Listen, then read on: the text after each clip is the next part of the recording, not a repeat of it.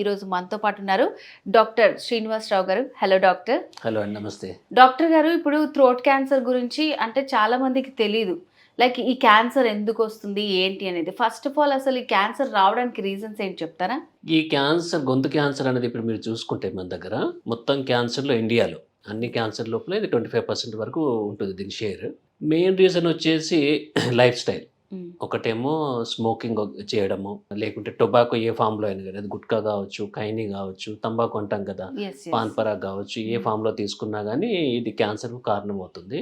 దాంతోపాటు ఆల్కహాల్ తీసుకున్న మూలాన కూడా మనకు గొంతు క్యాన్సర్లు ఎక్కువగా వచ్చే అవకాశం ఉంటుంది. ఈ రోజుల్లో మనం చూసినట్టయితే యంగ్స్టర్స్ బిలో 18 ఇయర్స్ నుంచే కొన్ని ప్రదేశాల్లో అయితే 14-15 ఇయర్స్కే వాళ్ళు గుట్కా తినడం స్టార్ట్ చేస్తున్నారు. దీంతో పాటు ఆల్కహాల్ ఎప్పుడైతే యాడ్ అవుతుందో అది దాని ఎఫెక్ట్ డబుల్గా ఉంటుంది. క్యాన్సర్ వచ్చే అవకాశం చాలా 2 times ఎక్కువగా ఉంటుంది.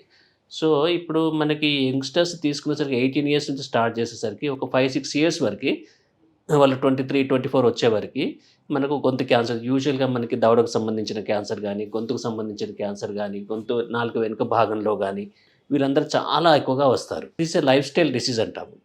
అంటే మనం ఎంత ఈ వ్యసనాలన్నిటికీ దూరంగా ఉంటే ఈ క్యాన్సర్ రావడానికి ఛాన్స్ అంత తక్కువగా ఉంటుంది. సో డాక్టర్ గారు, థ్రోట్లో మనకి ఎలాంటి ప్రాబ్లమ్స్ వచ్చినా దానికి సంబంధించి ఎటువంటి సర్జరీ చేయించుకున్నా తర్వాత మాట్లాడలేరు వీళ్ళు, వాయిస్ పోతుంది, ఇట్లాంటివన్నీ అంటూ ఉంటారు కదా. సో అది ఎప్పుడు జరుగుతుంది, నిజంగా జరుగుతుందా? సో ఏ స్టేజ్లో ఉంటుంది చెప్పు. 3వ స్టేజ్ లాస్ట్ భాగం నుంచి 4వ స్టేజ్ కూడా మనం సర్జరీ చేయడం జరుగుతుంది.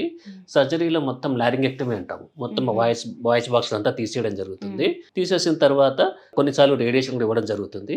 దాని తర్వాత మనం ఏం చేస్తామంటే ఆర్టిఫిషియల్ వాయిస్ అని పెడతాము.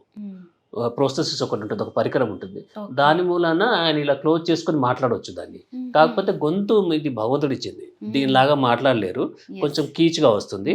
బట్ రాను రాను అలవాటు అవుతుంది. కొంతమందిలో ఏం చేస్తామంటే కనుక వాళ్ళు వాయిస్ బాక్స్ తీసేయాలంటే ఒప్పుకోరు వాళ్ళు. సో వాళ్ళకి చెప్తాము, అయినా కానీ కొంతమంది లేదు సార్ మాకు వాయిస్ బాక్స్ తీసేయకూడదు అంటే కనుక ముందు రేడియేషన్ ప్లస్ కీమోథెరపీ ఇస్తాము. ఇచ్చేసి దాని తర్వాత ఫాలోఅప్లో పెట్టుకుంటాము. ఒకవేళ కనుక వ్యాధి మళ్ళీ వచ్చినట్టయితే కనుక అప్పుడు సర్జరీకి పంపించడం జరుగుతుంది. సో వ్యాధి ముదిరిపోతే ఇంకా దానికి ఏమి చాయిస్ లేదు, మనం ఏం చేయలేం. ఓకే. సో రేడియేషన్ అంటేనే మీరు చెప్పినట్టు సో చాలా మంది భయపడుతూ ఉంటారు. అసలు మరి రేడియేషన్ ఎట్లా ఉంటుంది? ఇప్పుడేమన్నా కొత్తగా వచ్చాయా? వాటి రిజల్ట్ ఎట్లా ఉంటుందండి? రేడియేషన్ అంటే కొంతమందిని కరెంట్ అంటారు, కొంతమంది లైట్ అంటారు, కొంతమంది షాక్ అంటారు. ఓకే. కానీ నిజానికి దాంట్లో వైర్లు కానీ ఏం పెట్టడం కానీ ఏమీ ఉండదు.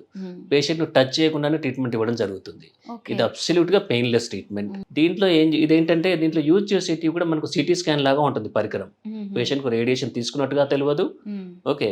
దాని మూలాన కొంతమంది పేషెంట్స్ మొదటి రోజు వచ్చేసి సార్ అసలు ట్రీట్మెంట్ ఇచ్చారా లేదా అని ఫీల్ అవుతారు. దీంట్లో ఏం చేస్తామంటే మనం హై ఎనర్జీ ఎక్స్రేస్ ఫోకస్డ్గా వాడతాము. ఓకే. అందుకని చెప్పేసి ఒకప్పుడు అంటే మీరు ఒక 5 సంవత్సరాల కిందట 7 సంవత్సరాల కింద తీసుకున్నట్టయితే కనుక చాలా సైడ్ ఎఫెక్ట్స్ ఉండేటివి. ట్రీట్మెంట్ వ్యాధి కంటే కూడా ట్రీట్మెంట్ మూలాన సైడ్ ఎఫెక్ట్స్ ఎక్కువగా ఉండేటివి.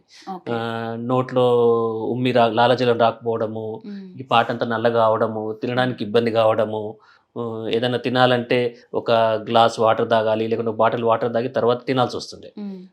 గొంతు మీద అన్ని అల్సర్స్ రావడము నోట్లో అవన్నీ. కానీ ఈ రోజులో వచ్చిన టెక్నాలజీ చాలా టార్గెటెడ్ థెరపీ. అంటే మనకు పర్టికులర్గా అదే పాయింట్ని మనం హిట్ చేయగలుగుతాం.